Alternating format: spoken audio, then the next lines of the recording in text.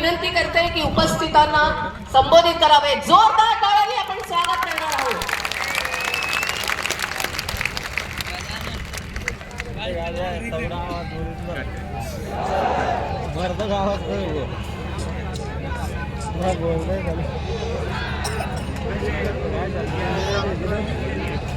गए सबको वीडियो. बोलिए भारत माता की जय, भारत माता की जय. वीर महाराणा प्रताप अमर रहे. वीर महाराणा प्रताप अमर रहे. वीर महाराणा प्रताप अमर रहे. छत्रपति महाराज शिवाजी की जय, छत्रपति महाराज शिवाजी की जय, छत्रपति संभाजी महाराज की जय. बहुत बहुत धन्यवाद. हमारे महाराष्ट्र के यशस्वी मुख्यमंत्री श्रीमान एकनाथ राव जी शिंदे और मेरे छोटे भाई और यहाँ के उप मुख्यमंत्री श्री देवेंद्र जी फडणवीस, माननीय Rao Saheb Gandhi, MS railway doctor Bhagwat Karad ji, राज्य मंत्री finance Shri Sandipan ji Ghumre, Shri Atul ji Save, Shri Ambadas ji Danve leader of opposition, Kripa Shankar Singh ji माजी मंत्री, Shri Jay Kumar Rawal MLA and ex minister, Haribhau Babde MLA, Shri Kishor आधा पाटिल एमएलए, श्री नारायण कुशे, श्री वेला महाले, श्री उदय सिंह राजपूत, श्री प्रशांत बंग एमएलए और यहाँ उपस्थित मेरे कुटुंब के मेरे बहनों एवं भाइयों,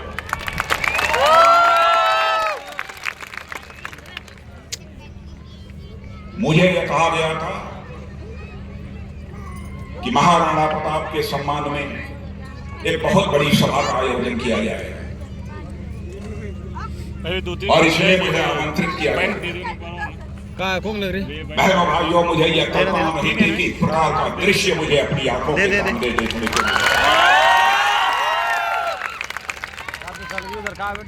प्रत्यक्ष रूप से अपनी आंखों के सामने जो कुछ भी मैं देख रहा हूं,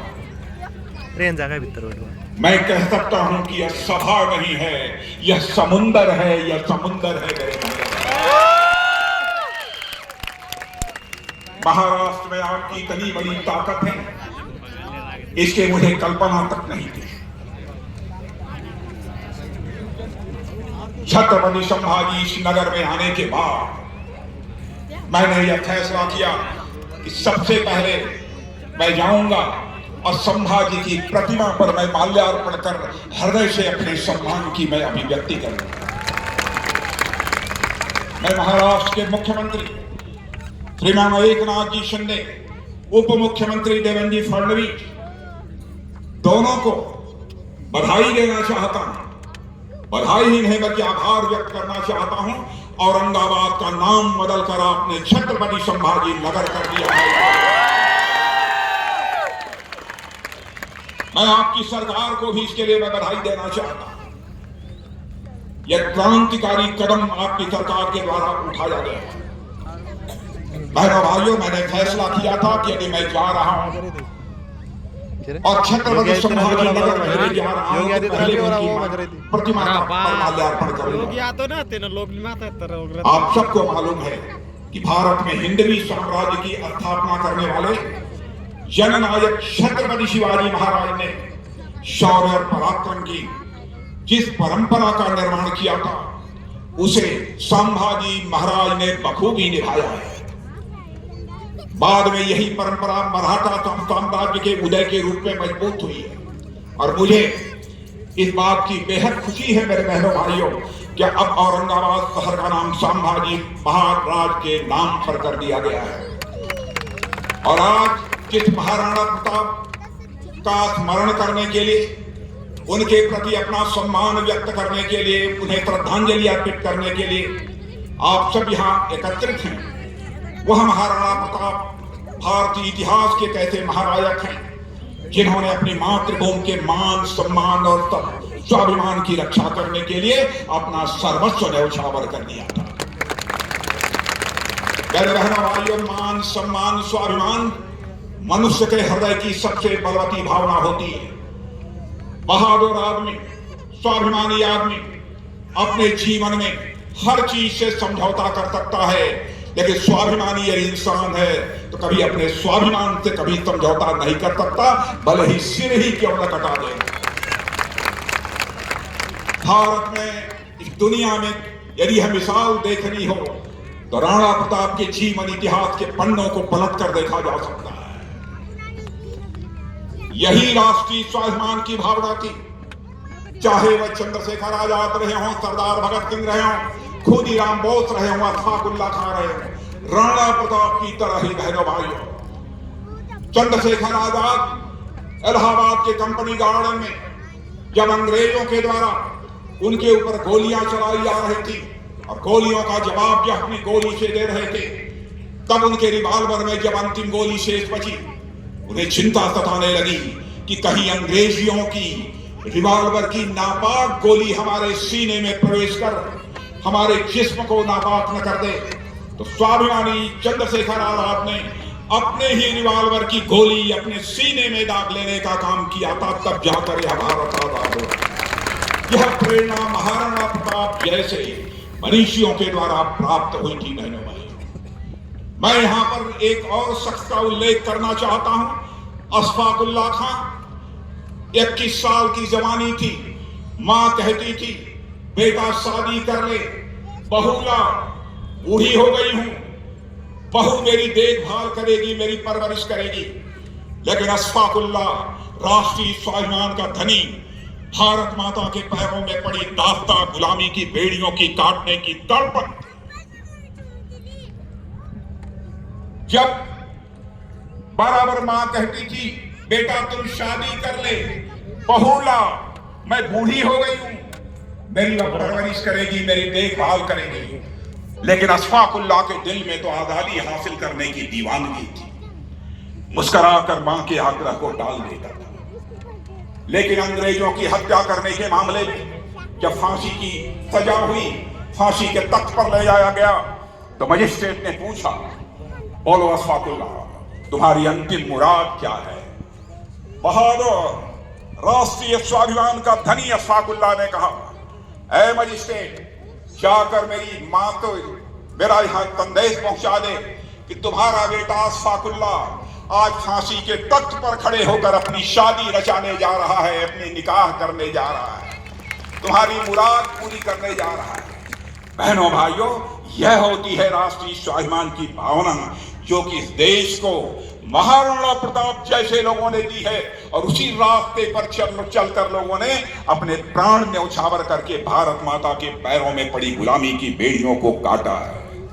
महाराणा प्रताप ने घास की रोटी खाई है, महाराणा प्रताप ने जंगलों में अपना जीवन बिताया है, लेकिन कभी भी उन्होंने स्वाभिमान से समझौता नहीं किया है। और साथियों, महाराणा प्रताप आज भी उतने ही महत्वपूर्ण बने हुए हैं जितने वह 500 वर्ष पहले थे।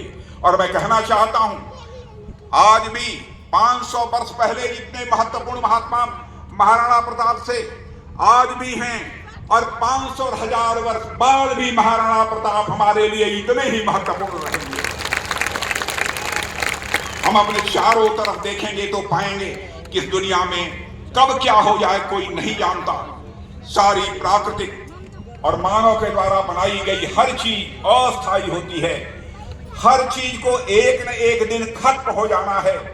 लेकिन इस क्षणभंगुर दुनिया में अगर कोई चिरस्थायी है तो वह एक चीज है। मेरे कुटुंब के लोगों, ध्यान रखना, जीवन में एक ही चीज अस्थायी है, वह है हमारा और आपका स्वाभिमान, राष्ट्रीय स्वाभिमान। मेरे बहनों भाई, जिंदगी में हर चीज से समझौता कर लेना, लेकिन अपने राष्ट्रीय स्वाभिमान से मेरे बहनों भाइयों कभी समझौता मत करना। अगर आप महाराणा प्रताप की जीवन यात्रा देखेंगे तो उसमें कई घटनाएं ऐसी मिलती हैं जिनसे बहुत कुछ सीखा जा सकता है।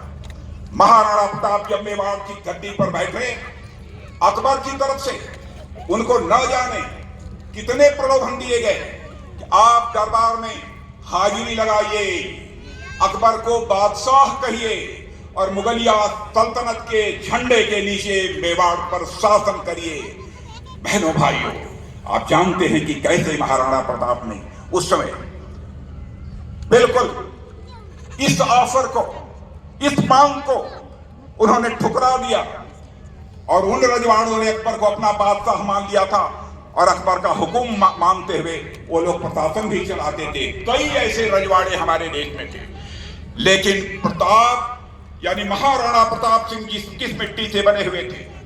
उन्होंने मेवाड़ की गद्दी पर बैठते ही एकलिंग भगवान की सौगंध खाई थी कि वो मुगलों की अधीनता कभी स्वीकार नहीं करेंगे, और उन्होंने इस धरा के स्वाभिमान और इस राष्ट्र के आत्मसम्मान के लिए सारे लुभावने प्रस्तावों को जूते की नोक पर रख दिया था महाराणा प्रताप ने। मेरे बहनों भाई,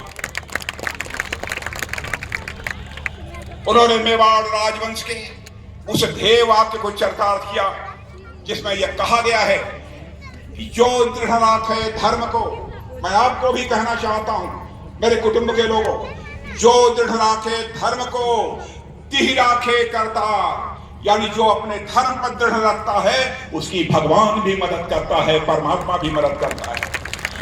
और राणा प्रताप ने हमें यही शिक्षा दी है, लाख मुसीबत आने पर भी कैसे हम अपने कर्तव्य पथ पर डटे रहें, उससे हिले ना।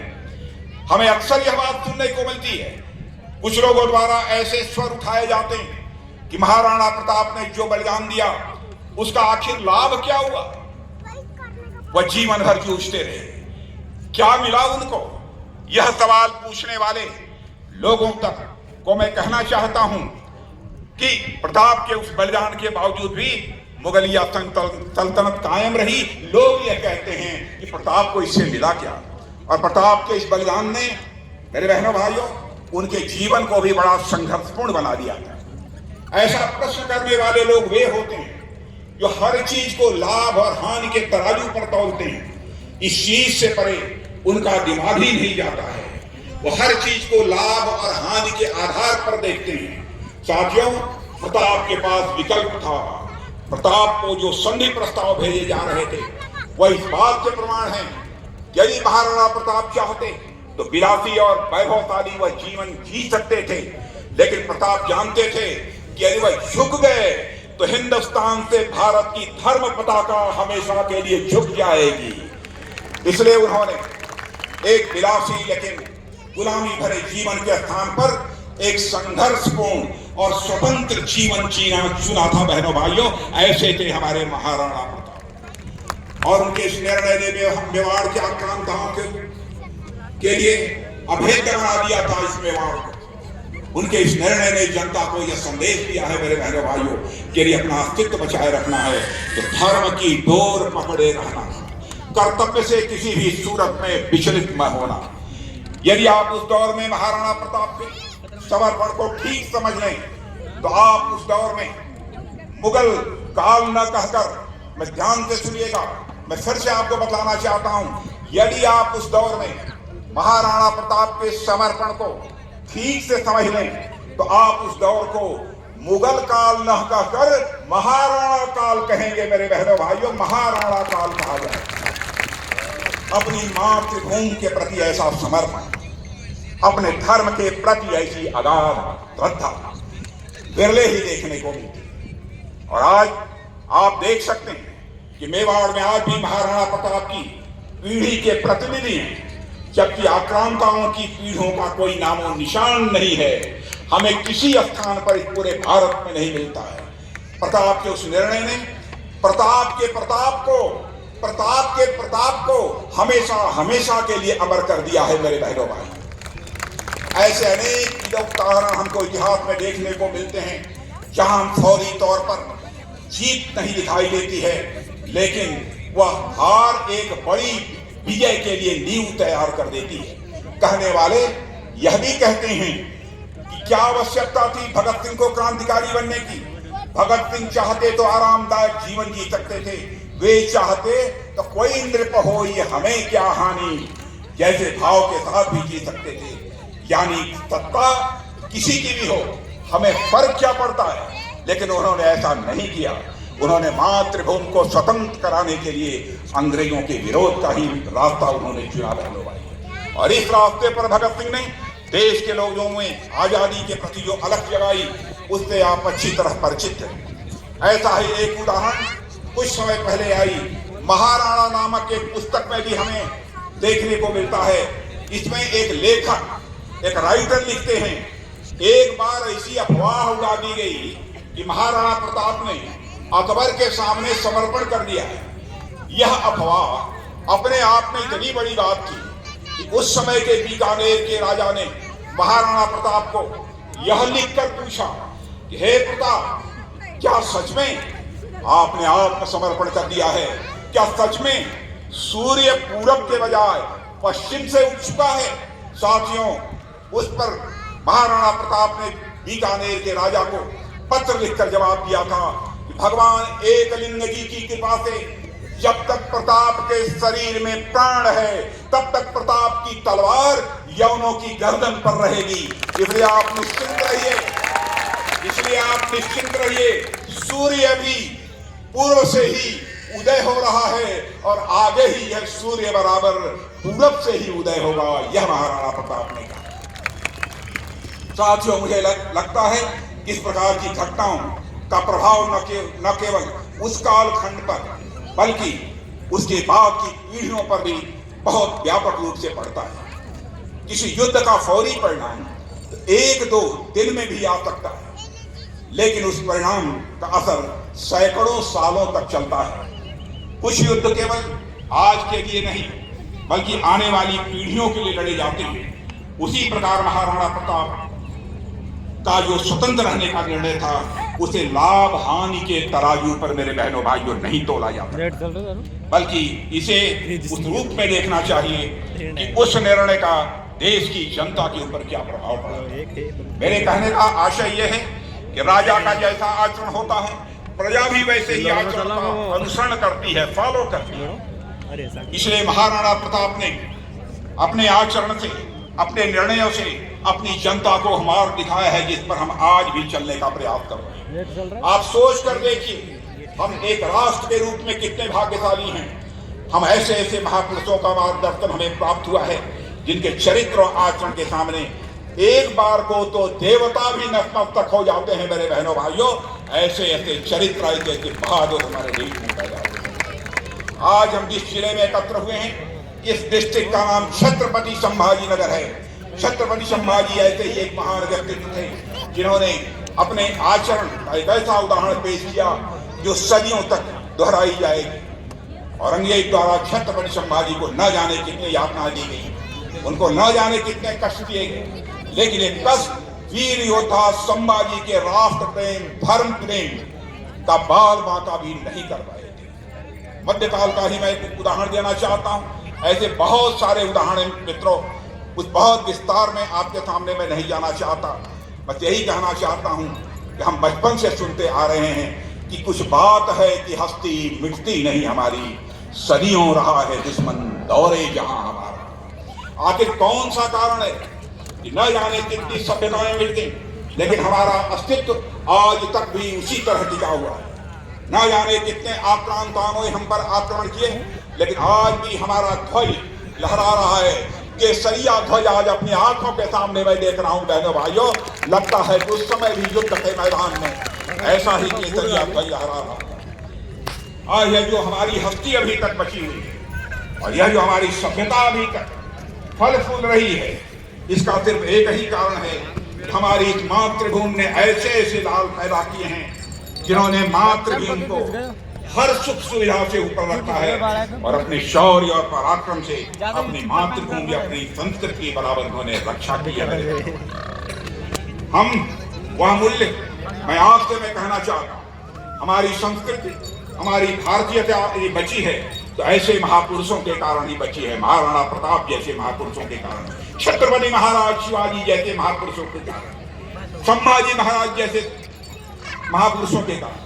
भारतीयता से मेरा आशय उन मूल्यों से है जो एक व्यक्ति के तौर पर हम सभी भारतीयों में विरासत के रूप में मिलती है। वह मूल्य जिसे हमें महिलाओं व बुजुर्गों का सम्मान करना सिखाता है, जिसे हमें बताया जाता है कि देश का हित सर्वोपरि होता है। और इन मूल्यों को पीढ़ी दर पीढ़ी तक पहुंचाने में इन महापुरुषों का बहुत ही योगदान है। और मेरे बहनों भाइयों, ये उन महापुरुषों की ही जलाई हुई ज्योति है जिससे अभी तक भारतीय सभ्यता को प्रकाश मिल रहा है। और इन महापुरुषों के बलिदान के कारण ही हम सनातन धर्म बन पाए हैं और इसके कारण भारतीय जीवित रहा है। और इसी भारतीयत्व ने समय समय पर दुनिया को अपने ज्ञान की रोशनी दी है मेरे भाइयों।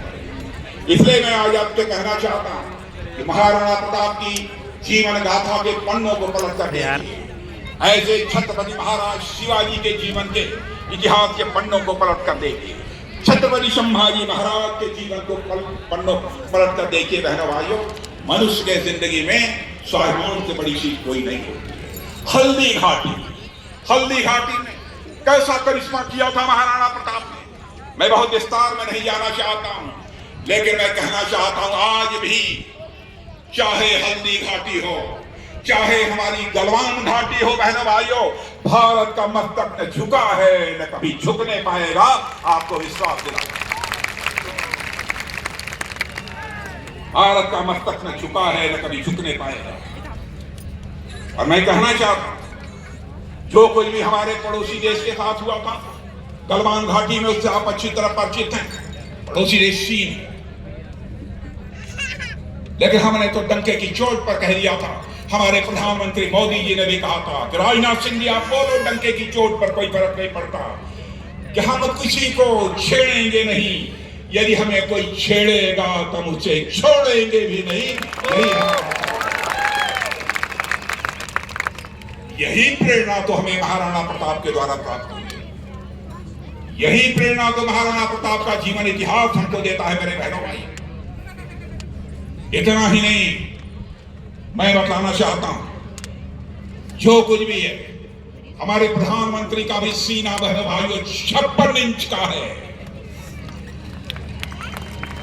इसलिए हम आपको यकीन दिलाना चाहते हैं कि आपका कभी मस्तक हम लोग नहीं झुकने देंगे। हम लोगों ने तय किया, मैं संरक्षण मंत्री, सचमुच मुझे अजीबोगरीब लगता था जब मैं ये सुनता था कि भारत के सेना के जवानों के हाथों में राइफल, टैंक, गोले, बारूद, मिसाइल ये दुनिया के दूसरे देशों से बनकर आते थे।